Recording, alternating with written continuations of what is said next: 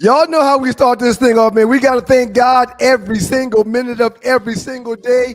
It's your boy, One Live Stu Ryan Stewart. That is your guy, Joe Hamilton. And this is In the Huddle with your man, Joe Ham. I'm just co-piloting this thing, man, helping keep this thing on the tracks, as they say back in the old day. Joe, how you feeling, man? I feel like we should score touchdowns today. Hey, I left my punter. At home. I don't play I left my kicker at home. We're going for it, and we're going for two. I feel like it's a touchdown type of afternoon, my brother. You mentioned that, and the very first note that I wrote down prior to us getting started was Joe Ham's dive in the intro of the show. Question for you, sir, because I know you watch the intro like I do when the show is running and about to start. Did you have to dive on that play, Joe, or was that just a little razzle-dazzle? Razzle-dazzle, had to, and showmanship. Hey, I want to take you back into your mom, your grandmoms, your cousins, your aunties' backyard. That's one of those things, jump over the pile, tackle a man with the ball, throw him up, bust him up. That just reminded me of being there late night, under the light, Monday night football, so to speak, in the backyard, playing football. That was good old-fashioned playing and loving the love of football, brother. I'm willing to bet that the majority of the people that's watching and listening to this show does not know what throw them up and bust them up is. I bet they have no idea. Well, do they know what tackle a man with the ball is? Yes. Or the other thing that we can't say what they used to call it as well. You know what? Right. No, man. Hey, I don't know if young kids can play that these days. I mean, if they saw that, if the teachers saw that, or a guardian saw them and what that game entails, you have no protector when you grab that ball. It's you against maybe 9, maybe 20, maybe 25, maybe 30 people, because the more the better. So nobody was excluded from playing throw him up, bust him up, or tackle a man with the ball. Nobody. It's your boy, One Live Stu Ryan Stewart. He's Joe Hamilton, the Heisman runner-up for 1999, ACC Player of the Year, Georgia Hall of Fame, South Carolina Hall of Fame, all those accolades. I'm sure y'all know what there is. One of the ones that I always have to mention is the College Football Hall of Famer himself. Before we get into today's show, we got some great topics to talk about. I wanted to talk to you about Christmas in your house. Yes. We're a few days after Thanksgiving now. We are into the month of December. It's cold and chilly outside, reminding everyone that this is the month of December and Christmas is right around the corner. Question for you. Are the lights outside up on the house already? Is the tree inside up in the house? Does the tree have its lights?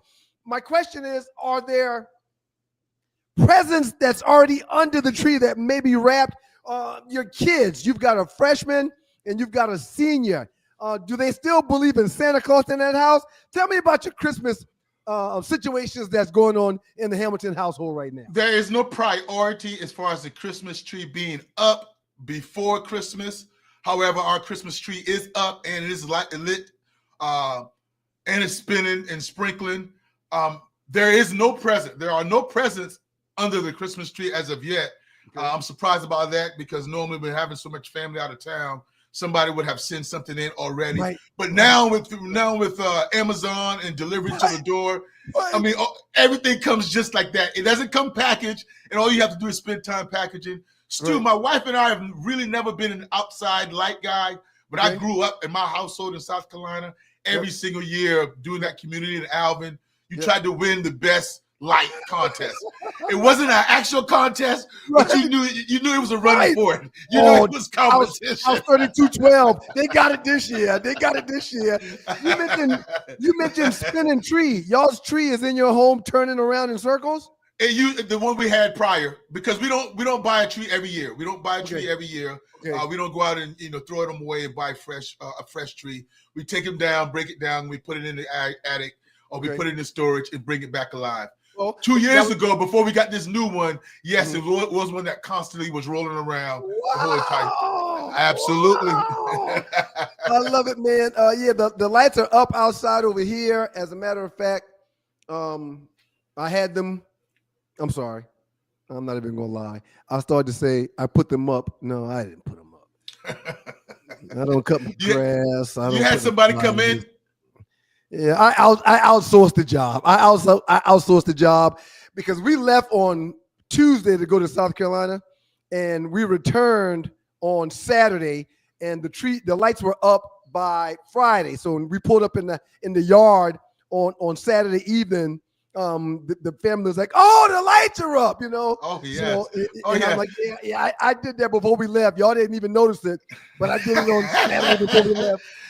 Hey, now, Stu, was that one of those situations where you told the source that you had come through the house, do as you please, do as your heart leads you to do, or you had something in mind, or the wifey had something in mind that y'all want done as far as the lights? I had the lights out back in a container, and on top of the containers, I had this one for the bushes, this Okay. one for the house. And I sent a picture of how the house looked the last few years, and I sent a picture of how the bushes looked. So it was self-explanatory to whoever was coming to put them up. Yeah. Yeah, just labor. You pay for labor. I excuse that. I excuse that, man. Come on. That's it. And you can't be in all places. You can't get everything done by yourself. It takes a village. It takes a village. It does. In the huddle with your boy Joe Ham, I am one of Stu Ryan Stewart. So many things to talk about in the world of sports. We plan on being here 1 hour. That's 53 more minutes. We plan on attacking a few things in college football, especially with last night's college football playoff system being dropped on us at 7 o'clock. It was great. We'll talk a little bit about Georgia Tech. We did have a show on Monday a couple days ago. So I don't feel as though we have to rush to get through a lot of things. We got a few things NFL to talk about, as well as finishing up by talking about the Atlanta Hawks. Joe, let's jump straight into this college football situation in the huddle with your boy Joe Ham. Thoughts on the 12-team college football playoff picture and conference championship weekend after seeing the college football playoff show last night? Joe, give me your thoughts, sir. Well, my initial thoughts, Stu, is the fact that have you heard the saying, "The hay is in the barn"? Yes. So for some of these teams, matter of fact, from 1 through 8, the hay is basically in the barn. I know the top 4, they have championship games to still play, and they will play those. But when you look at 5 through 8, they can sit. The seedings or the rankings might be rearranged, but they pretty much can guarantee themselves that they will be in the college football playoffs, but not ever playing a game again this particular season. And another thing I looked at is, Stu, what about the guys that are playing in their conference championship game when you look at Ohio State, Indiana, and the University of Georgia? How far will they drop?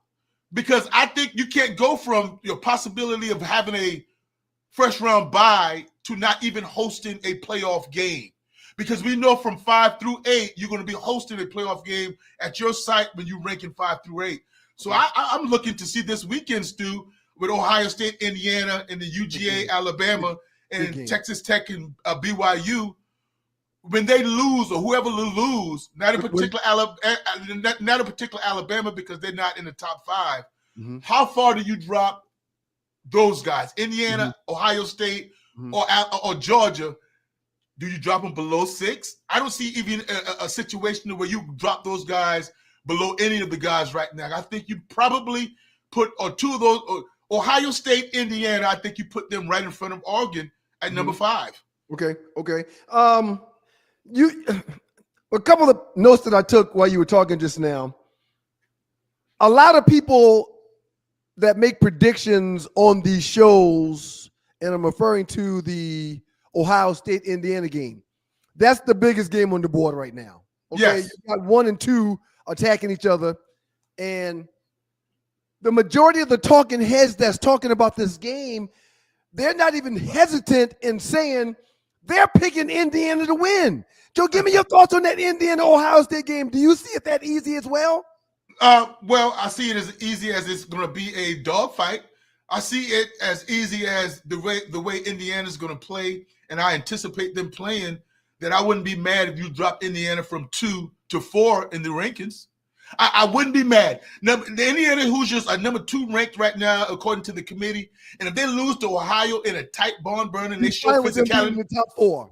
Yes, I still am. Okay. Yes, okay. Only losing 1 game. I totally am. No, it's all about how you lose, but it's the belief in Kirk Signotti. Is that guy, is the way they're playing, and they have enough dudes.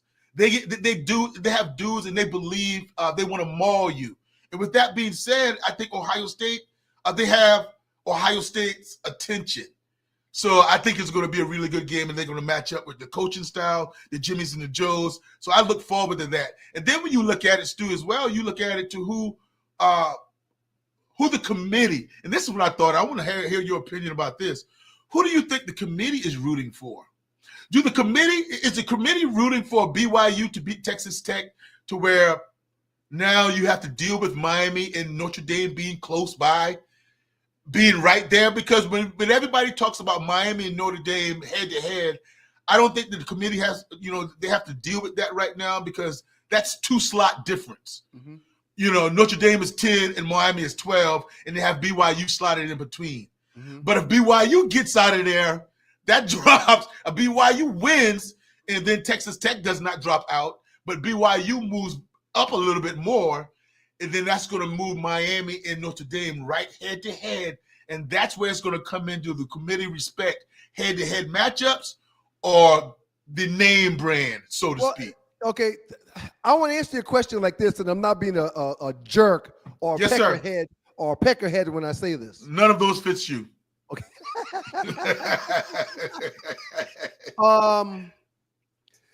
The committee really don't give a damn who does what this week, because there's stipulations that's on the record saying they get to decide. So no matter. Yeah, but you don't want to have egg on your face.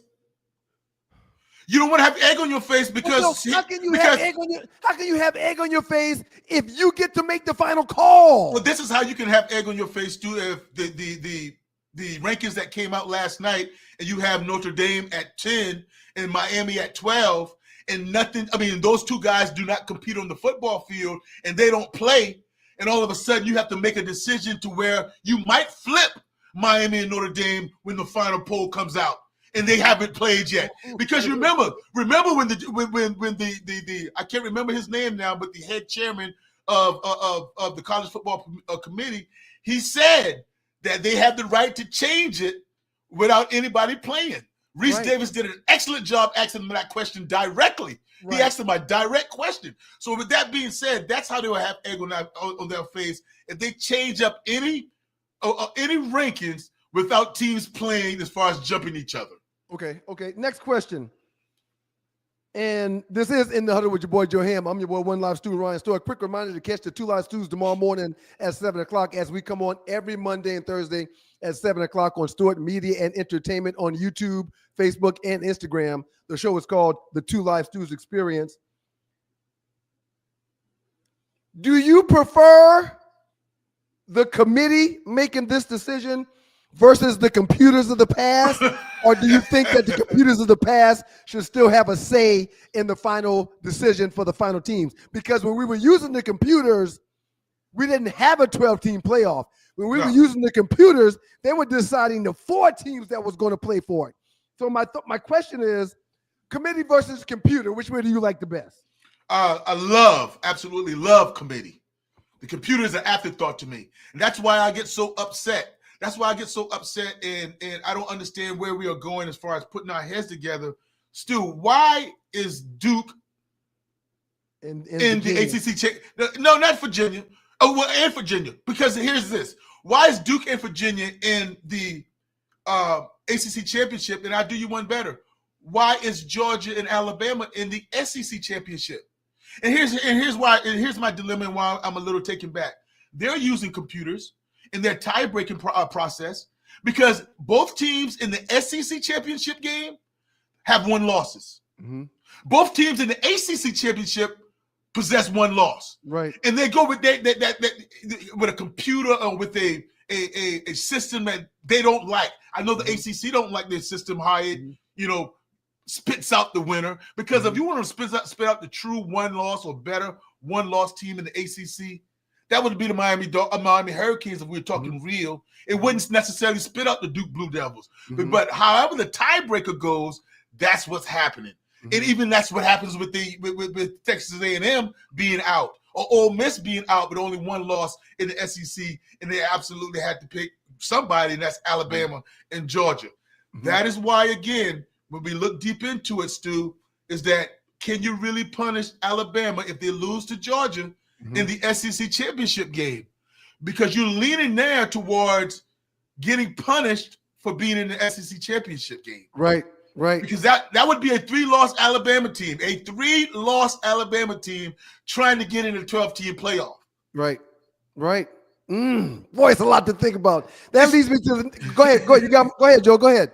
And the thing about it, where the committee and somebody's going to have to do something about the importance of a college football, they can't set that precedent, so to speak, is because here it is, Texas A&M, Ole Miss, and Oklahoma is not playing in that game, and they get to sit there and just chill. So you know what I mean, and not be out of here. And then Alabama is playing, and if they lose, they're out. Mm-hmm. So that's the thing about the importance because of the SEC championship game. If you're going to make it important, you have to make it important. The college football rankings are very, very important heading into the weekend, especially when it comes to 11 and 12. Joe, are we looking at a situation where the ACC champion is going to get ished on? Because I went over all these notes while talking about the college football playoffs, and I kept saying to myself, when it comes to the Big Five, which if you notice, they're now calling it the Big Four. It is the Power Four. Okay. Well, but there's a fifth, right? Yeah. Okay. So in the past, FSU, undefeated team, takes a loss, loses a quarterback, and the committee says, we're going to go without y'all. And now you're looking at a situation where everybody is saying to themselves, or even out loud, the best team in the ACC, hands down, is Miami. However, they're not playing in the championship. Right. So how in the world can a possible winner between Duke and Virginia not get the nod to go to the college football playoffs, but Miami does, Notre Dame does? How does that work? No, well, Miami or Notre Dame, they're not in that conversation, Stu. They're not in the conversation as far as Duke or Virginia getting in, and they won't get in. And this is how it happens to where no ACC team is represented in the college football playoff. The fine line about what the committee says about conference champions. Decide. Okay. No, about conference champions. Okay. They didn't say who the conference champions, what conference it has to come from. Don't you know, Stu, right now, if it lies where it is right now, where the committee has ranked everybody, that if Duke wins, Duke does not get in the college football playoff. And you know who gets in? That would be the winner of that would be James Madison. Right. That's in the top 25 if they beat Troy in their conference playoff game, conference championship game, and that'll be Tulane or North Texas. Okay. Why? Because Tulane, North Texas, they're ranked, and James Madison is ranked. Remember what it says: the top 5 conference winners, the top 5 ranked conference winners. Okay. So if Duke is not a top 5 or not one of those 5s, and they're not ranked, they're not going. Oh gosh, man! See? Come on, man! Come on, man! I know. So James Madison, Tulane, and North Texas, they are ranked. So you got a chance to be. You have the chance to have 2 non-power 4 conferences represented in the college football playoffs instead of the ACC. But Miami's good regardless. Good as far as what? Being in. No, that's 2 more coming in, Stu. That's what I'm telling you. 11 is 12 is irrelevant. That's right. The BYU is 11 and Miami's 12. You're right. You're right. To fit 2 more in, 2 got to go out. Okay, but Joe, you gotta make that make sense though, because that's. Yeah, it's black and You white. can't tell Duke if they find a way to get this W versus Virginia in the ACC championship. Hey, man, thanks, but no thanks. Incredible season. You're the ACC champs. Now get the hell on. It's not good optics. It's not good optics for the ACC, but it's written there. That's one of the criterias, Stu. That's number one. The top five conference champions get a bye. I mean, are automatically in. So now the ACC, you know what the ACC is doing right now. Everybody's rooting for Virginia because you don't want that to happen. That's a bad look. Well, I actually, this is going to make me root for Duke because you got to see how absurd this is. You can't tell me that the champion is Duke, but we're not going to allow that champion of the ACC to get in because they're not ranked in the top 25. No, but Stu, I mean, you know, where you're coming from now is your passion for the ACC, because I mean, yes. But nobody is twisting the rules here. Nobody's bending the rules. This is just as black as white as it's always been. I mean, if you're not even ranked, this is almost a bad look or a black eye on the conference, my brother. That's what it is to have a 7-5 Duke team make it to the conference championship and possibly be in that without even being ranked. Every other conference's championship game, they have ranked, but they have ranked teams in it. Right. Golly, that's disgusting, man. You know what you to him. I'm one like Stu Ryan Stewart. Yeah, I don't like it at all, man, because we're a Power Four. Yes. So how can we be a Power Four that doesn't have representation? Possibly won't have representation in the college football playoffs. Right.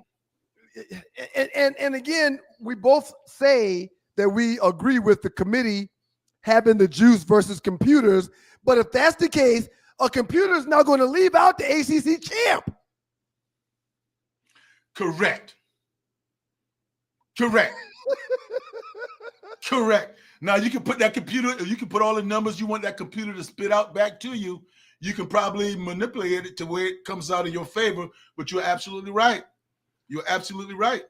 In the huddle with your boy Joe Ham, I am one live student Ryan Stewart. Early signing period for prospective student athletes. My question to you, Joe, is do you like when these kids commit early and they've completed their degree requirements for their high school and they decide, I'm going to come on up early, I'm going to start college in January? Give me your thoughts on the early signing period and when high school dudes decide to come to college early. Yeah, I've seen nothing but positive come out of it, really, Stu. I'm talking about getting your degree so early that maybe in your fourth or your fifth year, you can be working on another degree. You can be working on your master's. That's the whole entire semester ahead of it. To do that, you have to have your ducks in a row. You have to have your calendar set. You have to be organized because you have to push things forward. So that shows me a lot of responsibility. And then let's talk about the elephant in the room. Okay. Most of these guys want to get on the football field and play right away. And what advantage do I get? A tremendous advantage if I can have a early spring ball. If I can have one more spring ball than I can usually have going into it, acclimate myself a little bit better to the playbook and the coaching and going to class, absolutely, I love it. Stu, I thought about you and I thought about myself and I thought about what I've done. I still think that I would have enjoyed me being a quarterback in my situation, Donnie Davis being there already. I would love to have been getting on campus and experience that. But the fun I had, the memories I had riding out from January, and I was playing basketball, so I was not going to give that up. Right. We were going to try to defend our basketball state championship. So me personally understand all the pros. I don't say it's one con about leaving early and enrolling in January, going to college. But for me, there was a decision that I would have made about basketball and just enjoying it, being a high school graduate, getting that diploma, walking across that stage, just meant a lot to me. I'm going to talk with you after we pay some bills around here in the next segment. I'm going to talk to you about early commitments, change commitments, and how the NIL and the transfer portal have literally just changed the face of college football. It's in the huddle with your boys, Joe Hamilton, One Live Stu Ryan Stewart. Quick reminder to catch the Two Live Stews tomorrow morning at 7 o'clock right here on the same platform. Stewart Media and Entertainment. You can catch us on YouTube, Facebook, as well as Instagram. We'll pay some bills, man, and we'll be right back here shortly. Y'all keep it locked. Listen, I played in the NFL. I've taken enough shots to last a lifetime. And let me tell you this, taking a shot just to lose weight, that's not a smart play. That's why I roll with Brain IQ. The all-natural weight chews cut cravings, boost metabolism, and sharpen focus. No needles, no chemicals, no crash. Just results you can chew on. And Brain IQ is not just about weight chews. They've got a full lineup of all-natural products to keep your mind sharp, your body fueled, and your health on point. Skip the needles, choose natural. Order now. BrainIQHealth.com/REF/1LiveStew. Brain IQ Chews. Smart, natural, built for results.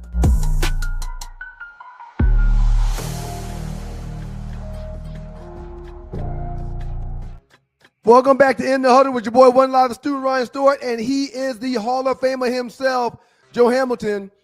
Every single Wednesday, we pop up at right around 12, if time allows. And if we don't pop up at 12, we'll pop up around 8 or 9. But on Wednesdays, we do In the Huddle with Joe Ham. We appreciate y'all for hanging out. We've been talking about some college football. Before we get to the NFL, we're going to stay here for a quick second. I mentioned before we went to pay some bills how I wanted to say congratulations to all the student athletes that will be signing their contracts to play college football. Yeah. We signed scholarships, not contracts.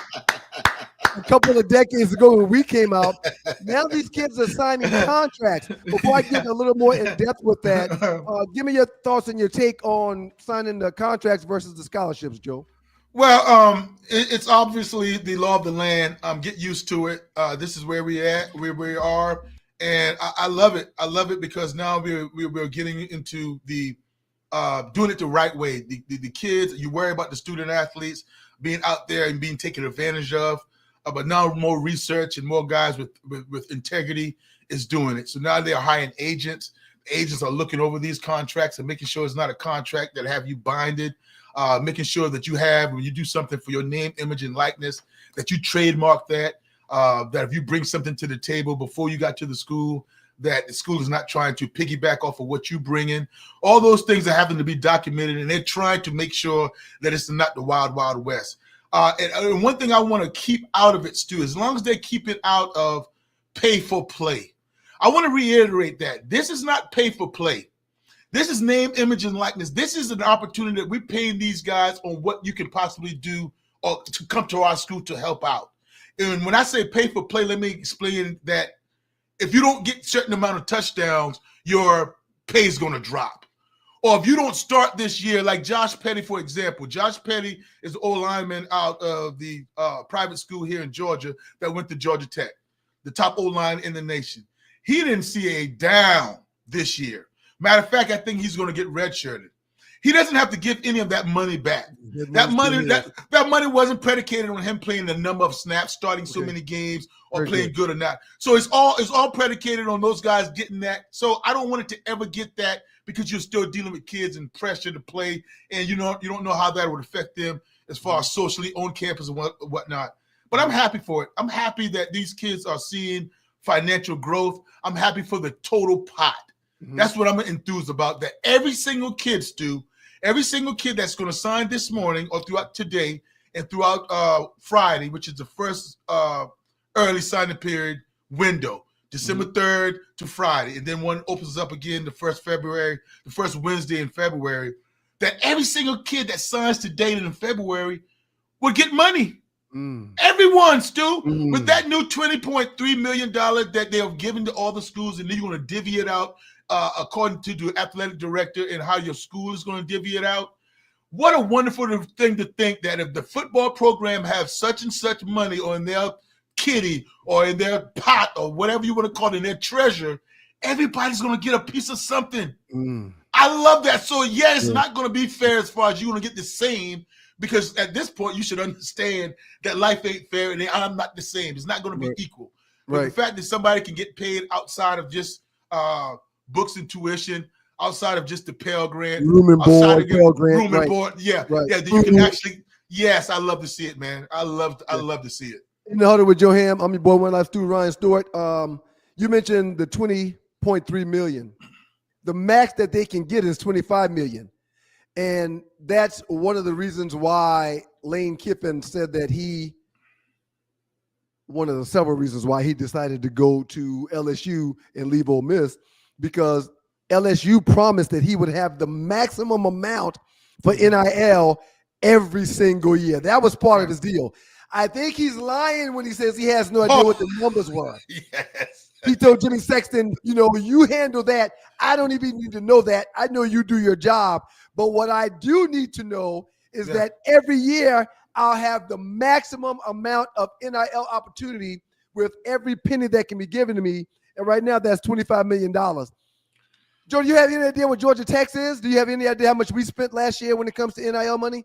I have no idea, Stu. I'm thinking they're going to try to keep that closer to the vest than outside of it. And I'm sure you can find that number if you dig deep enough. But you don't want to have that. What Lane Kiffin is saying to you as far as prioritizing $25 million and the max, when his recruiters go out there and they do a job and they get on a guy from 8th grade all the way to 12th grade, and they do their due diligence as far as who to talk to among that family, whether it be the AD, the high school coach, the guardian, grandma, parents, or what have you, that money is not going to be involved. Mm-hmm. That he's not going to go somewhere else to say this other school offered me more, that's why I'm going. Mm-hmm. It's going to not be for that. So if he makes sure it's that, then he's going to have his cake and eat it too, and there are going to be no excuses for Lane Kiffin to succeed at LSU. Now, Georgia Tech is going to run up into that. Kirby Smart is going to run up into that, but not because they don't have the money. It's because Coach Kirby Smart is saying, I'm not going to play that game. Mm-hmm. I'm not going to play that bidding game. I'm going to still build this program off of physicality and developing guys. It's funny that you mentioned Kirby Smart. This is In the Huddle with your boy, Joe Ham. And I should have read the entire article, but I didn't. I did read where number one quarterback in the country, I believe his name is Jared Curtis. Is that correct? That is correct. He had committed to Kirby Smart in the Georgia Bulldogs in Athens. I read 2 days ago, or maybe it was last night when I was reading. I'm sorry for not knowing, Joe. But I read that Jared Curtis has been flipped. Yeah. And he will not be going to UGA. I heard that he's decommitted with his commitment to Athens and UGA, and he's chosen Vandy instead. A, did you hear and read that? And yes. B, if that's true, what in the hell is going on? Well, Stu, that excites me. And listen to me carefully. That doesn't excite me because somebody's decommitting from Georgia. I'm not talking about that. It excites me too because Georgia's losing their guy. I know that. Okay, yes, on the surface, yes, and that can't be hidden. Okay, you know how I feel about them, but that's not why I'm excited. I'm excited because this young man went with his heart, his gut. He didn't get flipped. He just flipped. He just changed his mind. It wasn't anything that anybody did wrong. I read his farewell or his speech or the note that he clung, and he said, I love Georgia. He absolutely says that I love Georgia, and I shout out to them that they did a fabulous job. They treated me and my family like we were one of them. They welcomed us in. But he's from Nashville, and he said he's always been an underdog, and he loves that role. He said he loves and the excitement being in his hometown. He loves the excitement that Coach Clark Lee put together, infused in the Vanderbilt program. And he also said, I want to be a part of that going forward. So why I'm excited is that goes to show you how this playing field is being leveled, where these young men are saying that I can succeed and go to the NFL anywhere, that I can have some money and make that money and be in the college football playoffs or knocking at the college playoff door every single year. And it's almost like why I went to Georgia Tech as well. I could have gone somewhere else, say Nebraska, and joined along with Tommy Frazier and what they were building and be a part of a national championship. Yes, that'd have been fine and dandy, but you would have been a part of a well-oiled machine, a machine that's rolling. But what about you choosing to go to a team that's not quite there yet, getting there, and you help or be a key cog in doing that? That's what I love about Jared Curtis' decision, just to say, I'm at home.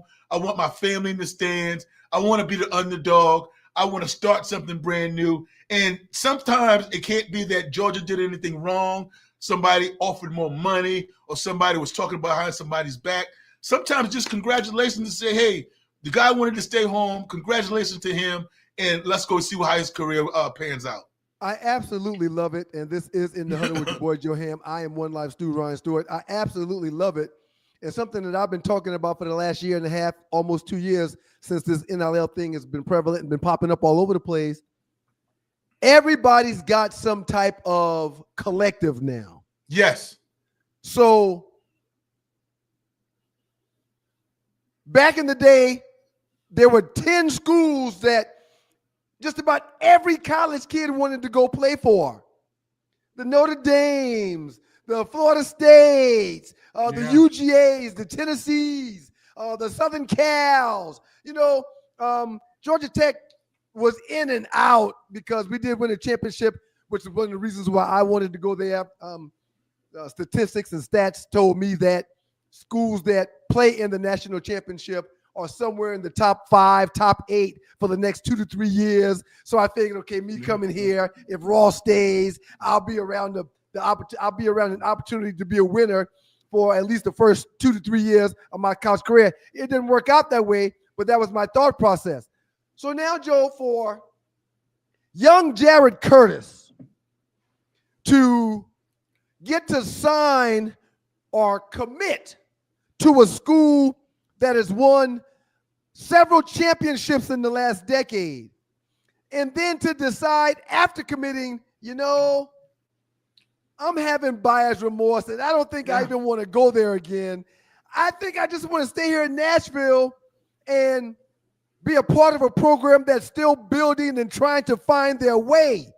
And he can do that without taking an L because Vandy, too, has a collective.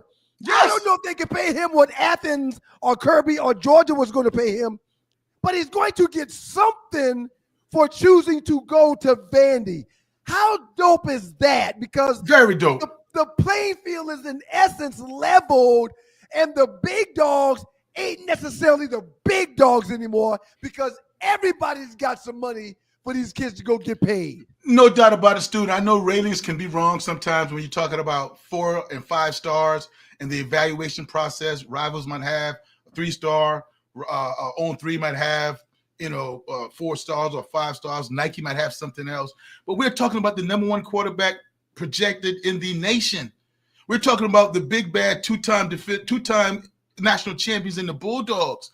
I mean, that's a big deal. And this guy, Jared Curtis, strikes me of that he don't care about the NIL. It wasn't about the dollars. It was about being home. I am home. I want to start this brand new. So I think it's a beautiful thing. And yes, the expectations is not. He's going to think as a competitor that Vanderbilt can win a national championship. But can they? No, but he just want to bring those guys to consistent relevancy. Well, Joe, they can't, Stu. Ole Miss can't. Whoa! No, you're not telling the truth right now. No. How can an Indiana team that's now 2 in the country they can't be where they are, but you've got the audacity to say that Vandy can't? The hell they can't? No, I don't even think Indiana can. I mean, they're where they are right now, but I don't think they'll finish the drill. Stu, you think about this on the break. Stu. When is the last time somebody came out of nowhere or came from not ever winning a championship and won one in your era, in your generation, in your time?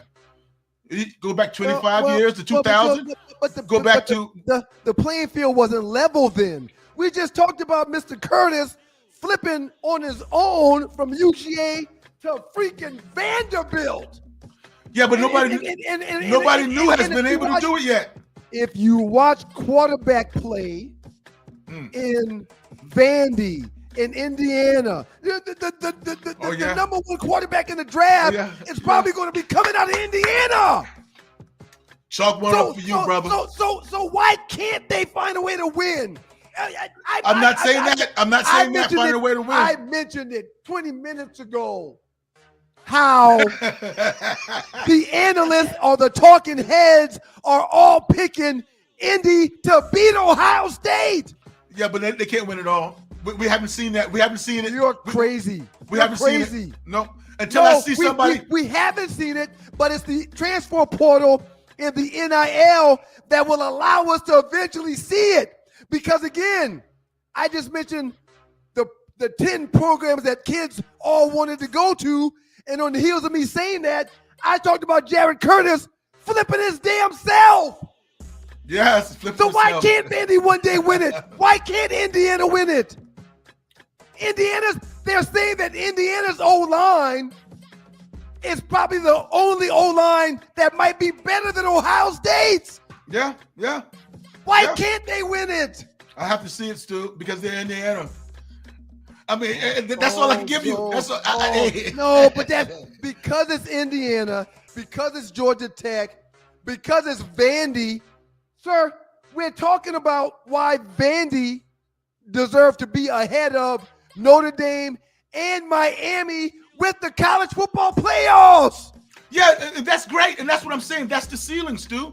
Where Vandy is going to be in the college football playoff, going to reach high levels, yes. But when you come into battling the team and having to win 4 games, 3 games to win it all, I don't think the Vandys of the world, Texas Techs of the world, Ole Miss of the world, BYUs of the world are going to get it done. That's just me. Where is Texas Tech ranked? 5. How can they not win 4. it? I'm in 4. Are you kidding me? 4. How can they not win it, Joe? I've got a mentee. Win it all.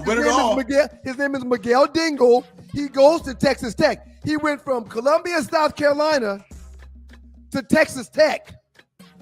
Well, Texas Tech has got a lot of money. Texas has got a lot of money.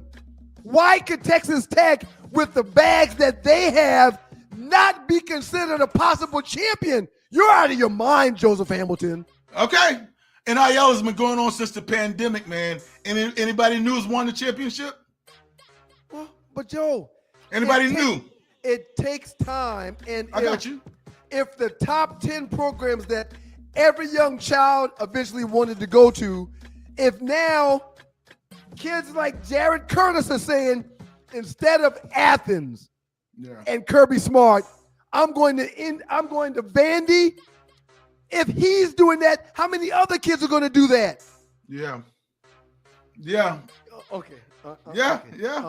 We're going to pay a quick bill around here, and we'll be right back. And we'll jump into a little bit of NFL news when we get back. It's In the Huddle with your boy, Joe Hamilton. I'm your boy, One Life Stu, Ryan Stewart. Joe, I think I'm disappointed in you. You just pissed on the little guy you cannot. In 2025, that's not the case anymore. Okay. Y'all stick around, keep it locked. Joe and I'll be right back. Listen, I played in the NFL. I've taken enough shots to last a lifetime. And let me tell you this, taking a shot just to lose weight, that's not a smart play. That's why I roll with Brain IQ. The all-natural weight chews cut cravings, boost metabolism, and sharpen focus. No needles, no chemicals, no crash. Just results you can chew on. And Brain IQ is not just about weight chews. They've got a full lineup of all-natural products to keep your mind sharp, your body fueled, and your health on point. Skip the needles, choose natural. Order now. BrainIQHealth.com/REF/1LiveStew. Brain IQ Chews. Smart, natural, built for results.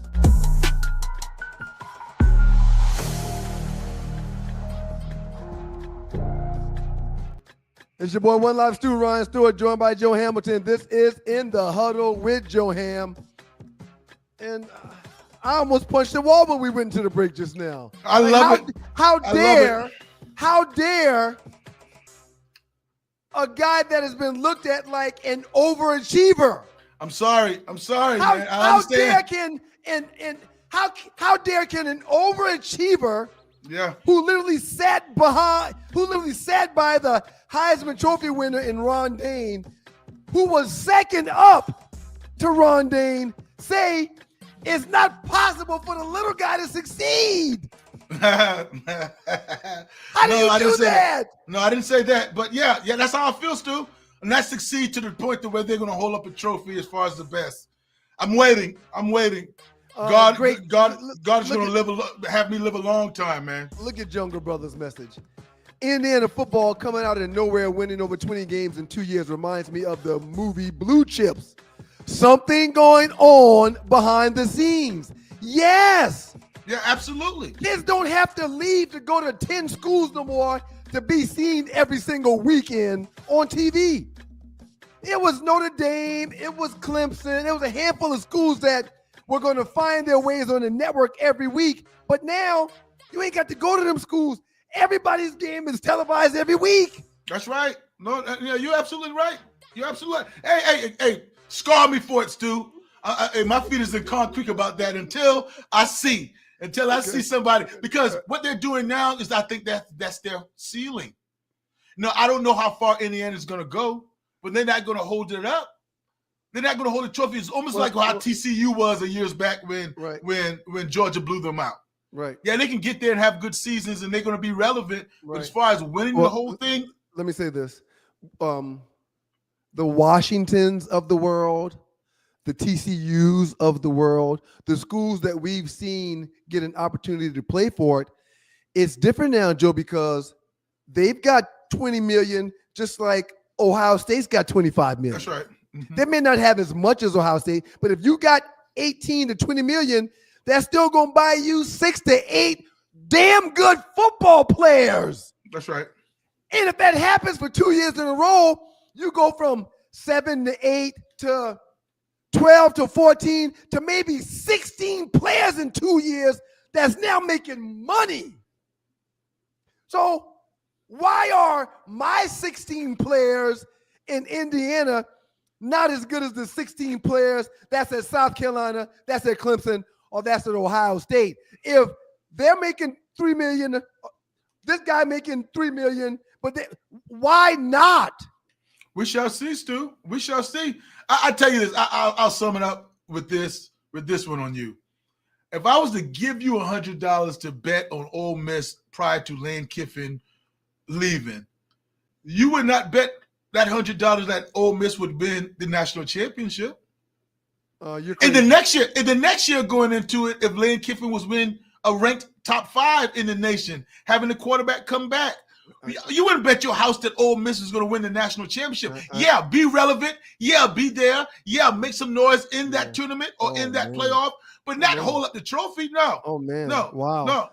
So we haven't seen anybody new, Stu. But Joe, and I understand it's different now. The collectives, the NILs, and the transfer portal, that is new. And that's why the face of college football is now changing, because of those things.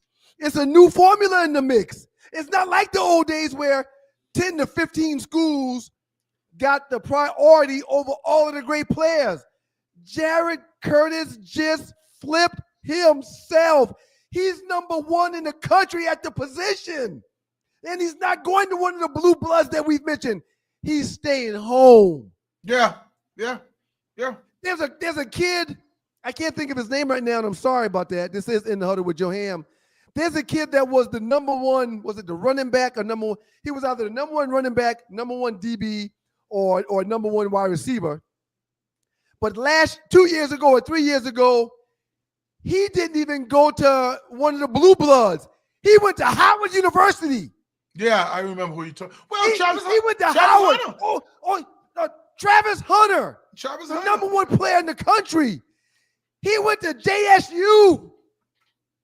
He went with Dion to JSU. And you're telling me that now these kids are doing that at a rapid rate? They're turning their backs on the blue bloods and on the top D1s to stay home or to go to an HBCU.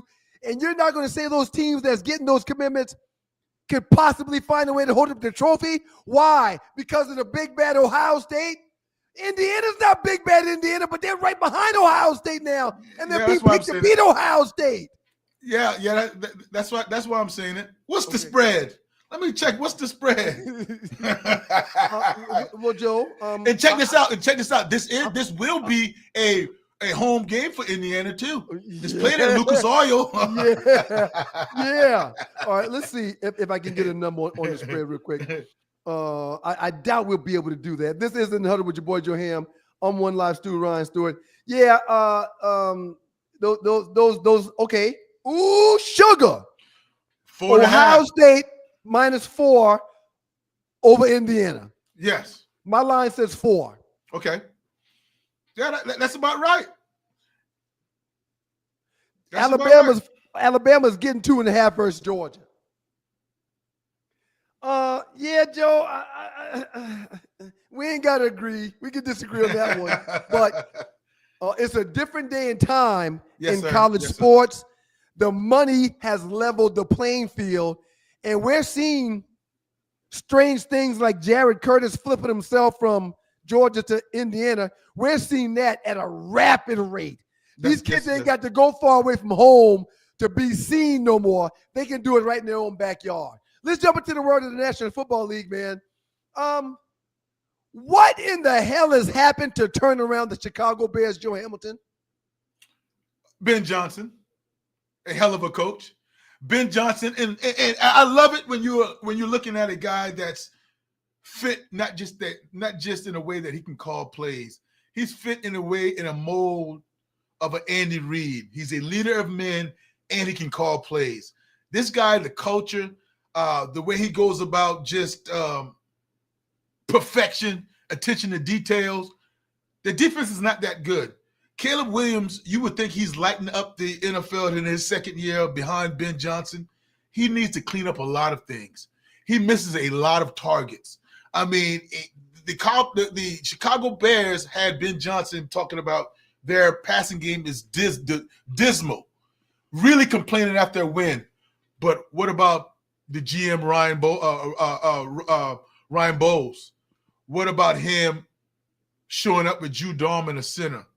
Right guard, he got in the free agency in Jonah Jackson. Left guard, he got in a trade from Kansas City, Joe Tooney.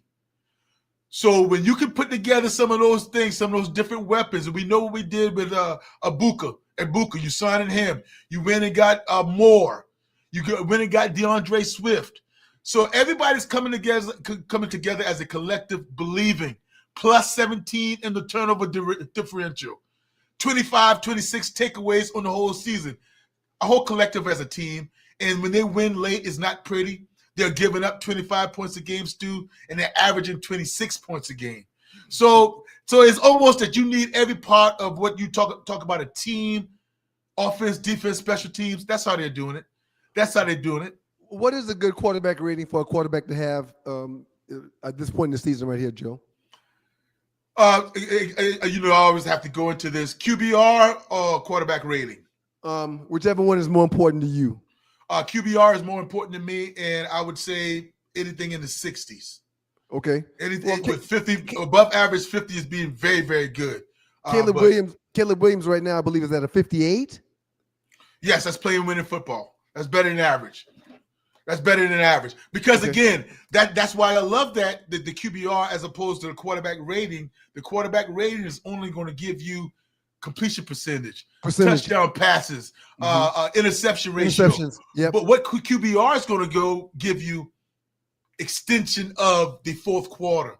Did you have comeback wins? When the game was within a point or two or one possession game, how did you perform? In clutch moments. That's what QBR, it gives you the whole total thing. So when it comes to those moments, almost like what Patrick Nix is doing over there in Denver. It doesn't look that pretty when the first three quarters, or they might make a lot of mistakes early, but when it comes time, winning time, hero time, making a play, that's what Caleb Williams was doing. And I think the trust and the belief, because he's not turning the football over, but he's just not making some of the throws, and the footwork still needs to be, worked on a little bit. Looking at these notes, Joe, we're probably going to end up going over an hour. We got 5 more minutes until it's the top of the hour. Absolutely, I love it. We're probably going to stick around and go a little bit deeper.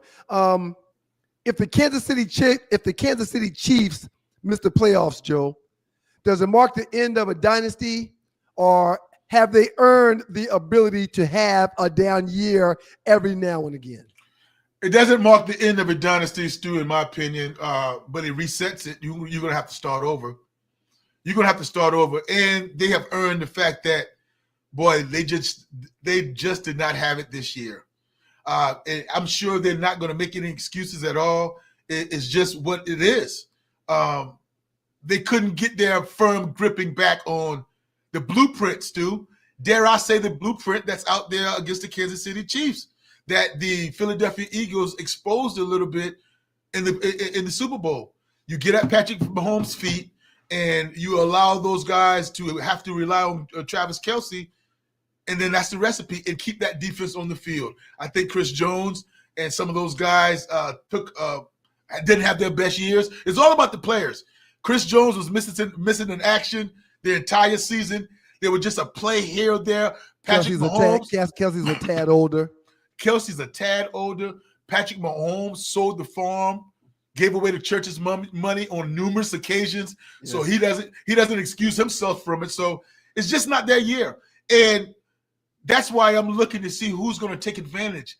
That's why when you look at Lamar Jackson and Josh Allen, that they're missing an opportunity. I wouldn't say Joe Burrow because he was hurt. He was injured with that toe. But Lamar Jackson and Josh Allen, your kryptonite, so to speak, is having a down year. Kansas City might not make it to the playoffs. The road to the playoffs does not go through Arrowhead. And here we are struggling. And here we are not taking advantage of it. We're letting Drake May. We're letting Bo Nix. We're letting some of these guys take over the shine of maybe, filling in with Patrick and have a down year. So, yeah, Kansas City looks like they're not going to win 5 in a row. That's a tough schedule. And they look like they're going to be on the outside looking in, man. One more NFL question before we move on. No, that's not true. I'm going to save the last NFL question for after we take this break, but we'll take one more question before we go into the break.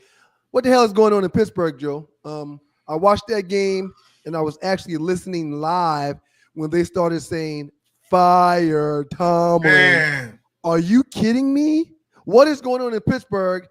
Tomlin getting booed at home. Is it time for Pittsburgh and Tomlin to go their separate ways?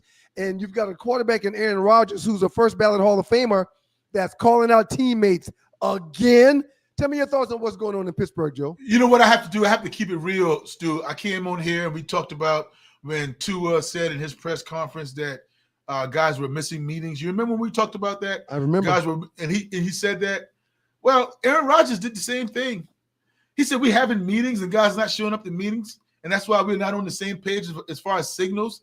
Get to the meetings and get to the meetings on time. When it was asked how he handled or how can these things be corrected. Mm-hmm. And then he's got the audacity to tell the media and me that Jonnu Smith messed up the hot route, that was on him. I'm sure he wanted to have that back. Now, although he did have some culpability as far as himself. I was going to say, he was critical of himself and what he did wrong in the few balls that sailed or dropped early on him. Yes, he sure did. He sure did. But just that dirty laundry and knowing what in-house should be in-house, we point finger in-house. So, it's a problem up there in Pittsburgh.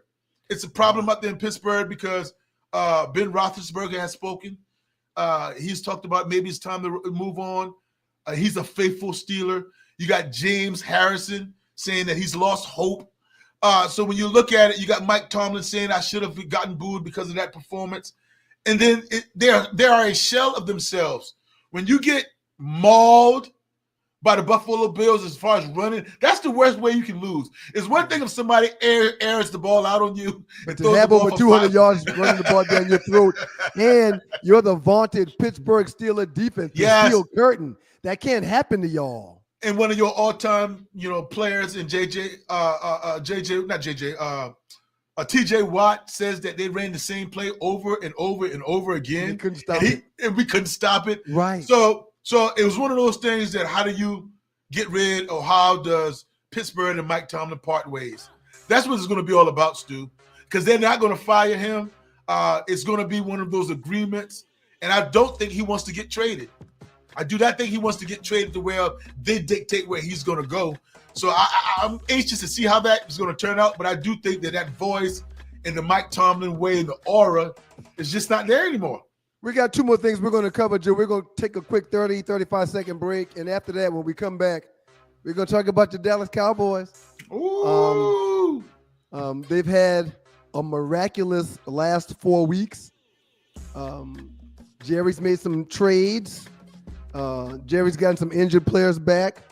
And Jerry's got an offense right now that looks like they're unstoppable. And after we talk about the Cowboys, Joe, we'll end this thing by talking about our Atlanta Hawks right here in the ATL and how they're playing basketball right now. It's In the Huddle with your boy Joe Ham. I'm One Live Stu Ryan Stewart. Y'all please keep it locked. Needles, man, please. I retired from those when I hung up my cleats. Why get poked when you can snack your way slim? Brain IQ chews are all natural, taste great, and keep you in the game. Shots hurt, chews work. BrainIQ.com/REF/OneLiveStew. BrainIQHealth.com/REF/OneLiveStew. Brain IQ chews. Smarter than shots, stronger than excuses.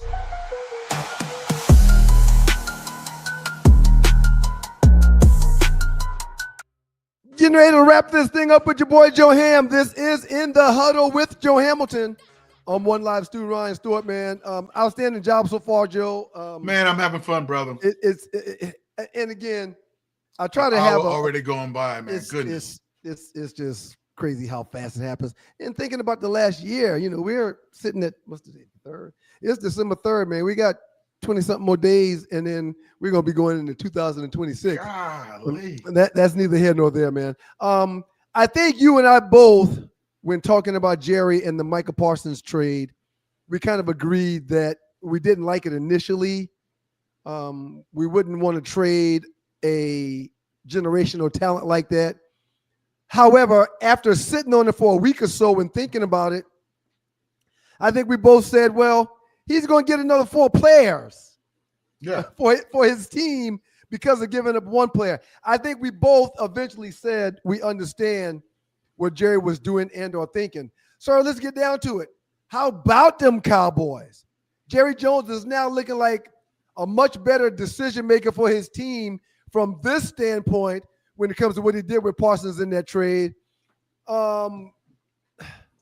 Sir, it's your team. Just give me your take on what you think is going on with the Dallas Cowboys and how you feel about the season they put together after trading one of the best players in the league. I don't ever have problems swallowing my pride, saying my mistake, my bad, I was wrong. No problem in that.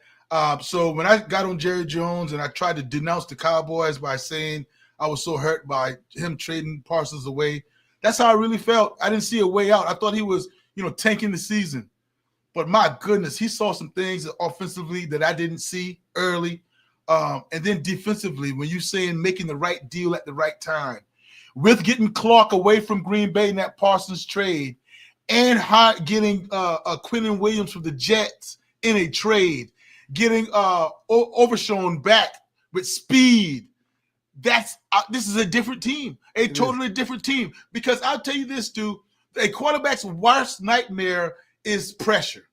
Yes, but when it's pressure right in your face, in the middle, that's where you don't want it because you can't step up.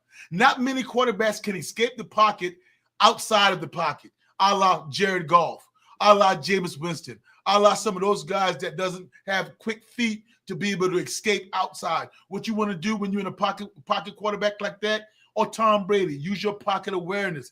Maneuver inside the pocket by stepping up and buying time. If that pressure from Clark and Quentin Williams is coming in your lap, it's very hard. Yeah. So 2 things can be correct. The Green Bay Packers, outstanding defense. Michael Parsons is sitting there with 12 and a half sacks. So they would say we won that trade. To not have to pay that money, which was record-setting, historic money that Green Bay paid Michael Parsons, and Jerry them saved that. Maybe it's a good thing that now you have to pay George Pickens. You won't have to pay George Pickens all that money, but you can pay him what he needs to and still be able to build a team going forward. So, and then the Dallas Cowboys, would you love to have 12 and a half sacks? Yes. But also, would you have the flexibility that you have to build a roster now going forward, and you're not trash. That's the thing about it when you're escaping now. They are relevant. They're talking about some people saying they can catch Philly in the division to be able to represent the NFC East. Philly's not playing well right now. They're not playing well, and their confidence is lacking a little bit. So, and Dallas is playing well at the right time. Is there a way that he's going to be able to keep Pickens and CeeDee Lamb? Because Pickens is going to deserve to be paid as if he's a number one. CeeDee's already be paying as if he's the one. Is Yeah. there a way that he finds a way to keep both of those receivers on the sideline for the Dallas Cowboys? Yeah, I think so. Just look right there in your division and see how those guys are getting it done. And A.J. Brown and Devontae Smith. You know what I mean? Because, again, at this point, it's going to be what George Pickens wants. And I'm a little nervous about that because I want him to get his money. I want him to get every dime. He's not going to settle for anything less. So if he wants everything, then that's how we have to go about it, that he might not be a Dallas Cowboy. And let me tell you this. Also, he can look at Cincinnati and how they did it with T. Higgins and Jamar Chase. So there are some examples in the NFL but having two number one receivers. With Chase and Higgins, there's no question that Chase is the number one, which is why he's making $40 million, and I think Higgins is getting around 25 or 28. Yes. Pickens can literally tell Jerry, "Nah, man, you need to pay me what you're paying CD." Oh, no, not yet, Stu Dog. No. He looks like the better receiver right now, Joe. He is the better receiver right now, Stu. There is no question about that. On that team now, because CeeDee Lamb has got 8-9 drops. Yes, right now he's the better receiver. But he is not the better receiver. He's playing better right now, but he's not the best receiver. No. And he's gonna have to put together one more year of this before me even to consider him up there right now. No, he gets the opportunity to get paid this year. No, he does. No, I'm gonna pay him this year. I'm talking about you saying better than CD. That's what I'm saying. And he needs one more year. No, he deserves to get paid. I'm just talking about the one more year. As far as we'll leave the world in the NFL, man, and jump into the NBA real quick before we get out of here. The Hawks are now 11-6 this season, and they're 11-6 without Trae Young. Yeah. Simple question, man. Should the Hawks trade Trae Young before next season, in which he's a player that has an option to make like $49 million a year? Is Trae Young worth a 4-year, $230 million deal?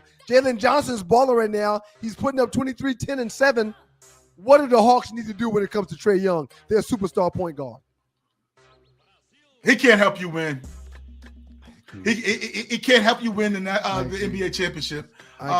And fortunately, he didn't make an All-NBA team last year, so he's not available for the Supermax. So now 4 years, $222 million is all he'll be able to make.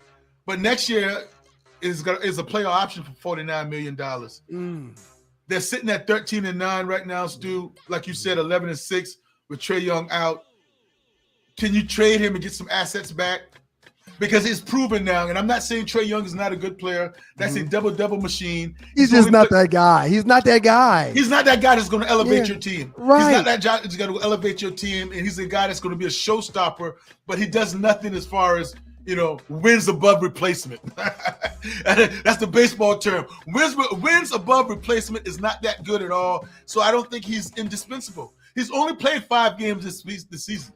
Only played 5 games, and I don't see that Trae Young is missed. Basketball is a big man's game, man. And for the guys that are smaller guys, like the Trae Young. That's a good point. And Steph Curry makes up for the size with the shooting. But, yeah, man, I really think that the Hawks would be better served sticking with these young guys that they've got. The Johnson kid is amazing. Fantastic. Yes. As a matter of fact, thinking about these Hawks right now, I'm trying to find my Dominique Wilkins throwback jersey or maybe my Hawks warm-up shoot-around. I'm going to wear some Hawks gear tomorrow on the show. Yeah, and because where you don't want to be, Stu, before we get out of here, where you don't want to be in any sport, but especially basketball, is hooving around mediocrity. Right. 15, 16 seed or 16 draft pick that you're not bad enough to where you top 5, or did they have the top 5 pick 2 years ago in Ricochet. But if you're not living up there, you're going to have to try to get some assets. And Trae Young is an asset right now. You definitely can't pay him north of $50 million. Yeah. I don't think you should do that for Trae Young. In which he's a great player, I don't think he's a great fit as far as in terms of wins and losses. As a matter of fact, I wouldn't put him back on the floor. I see that. I'm being honest. Yeah. I'm being honest. I mean, I don't want him to get out there and get hurt, which he's been very accident prone. Yes. I'm not going to risk him coming back and having another injury that may be something that stops him from being able to be traded. I'm really saying bye-bye, Trae. Thank you, man. But we've seen the other side without you, and we like the way this team is progressing while you're on Man. the bench. I agree, brother. I wholeheartedly agree. What is going on with Kenyon Martin, Joe, before I let you get out of here, man? Yeah, What's his beef with Draymond Green, and does he have a beef? What is going on with him right now? Gil's Arena with Gilbert Arenas. That's a fine show. I only see clips, man, but I like when they argue. Kenyon Martin wants ratings, man. Why is he going after a guy that's playing right now? And what is his beef, his gripe? And you know what's his beef and his gripe? It's hate. It's hate. It's jealousy that when somebody can always point back to their fingers and their rings, that's a low blow to guys that don't have one.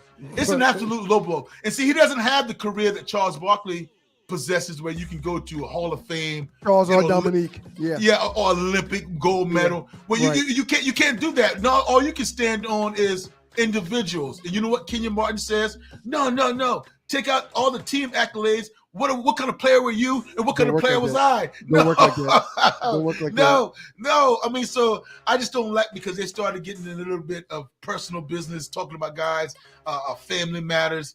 And I just don't like the way it goes that way, because Kenyon Martin, he doesn't have the body of work that a Draymond Green has. No, and you're the number one overall pick, so you are expected to do a little bit more. And this is a second round draft pick, man. Well, he'll say, if I had Steph Curry on my team, I would have been a better player too. That's all he's going to say. You know, it's not you, Draymond. It's Klay Thompson. It's Steph. It's Steve Kerr. It's not you, Draymond. You're a rebound guy. You're a heel. And what I would say immediately back to him, if he said that, I said it doesn't take those guys to win Defensive Player of the Year, though. He's won that. You're right. You're right. You're right. Point Joe Ham. Yeah. This was In the Huddle with your boy Joe Ham. Outstanding job today, man. Everybody in the chat, thank y'all so very much, man. I see the great Mocha Bell in there. Shout out to Tiffany Mocha. Poodles in Portland. DJ Chuck. Thank all y'all, man. DJ Chuck 4459. Jungle Brother, I read one of your messages. Jungle Brother 8923. Thank y'all for pulling up, man. Griff, Aggie Pride, Griff. Thank you, Griff. Melvin Echoes, appreciate you, Melvin. Always good to see you. Tiffany Hall, Neef Buck 316, Ghost Strategies, Ernie Johnson 677, Red Stick Poodle. Thank y'all, man. I wanted to make sure, because I didn't read any messages, and the least I could do is give you a shout out. Fly Ty, Ramona Drake, thank y'all for being here, man. We appreciate it, man. We appreciate it. All y'all get an A+. Joe, you get an A+. And a quick reminder, tomorrow morning at 7 o'clock right here on the same platform. You can catch it on Facebook, catch it on Instagram, but it's on YouTube. If you don't catch it live, you can catch the replay whenever time allows. But Stewart Media and Entertainment is the platform on YouTube. Two Live Stews Experience is the show. Y'all pull up on us and enjoy the show tomorrow. We got a lot of good stuff going on. A lot of good stuff. Outstanding job, Joe. Yes, sir. God is good all the time, and all the time God is good. If you don't know him, you need to find him and show him love. That's all he's showing you. Nothing but love. Peace and blessings, Ham. I see you soon, man. Be great, my friend. Yes. Yes. Be great.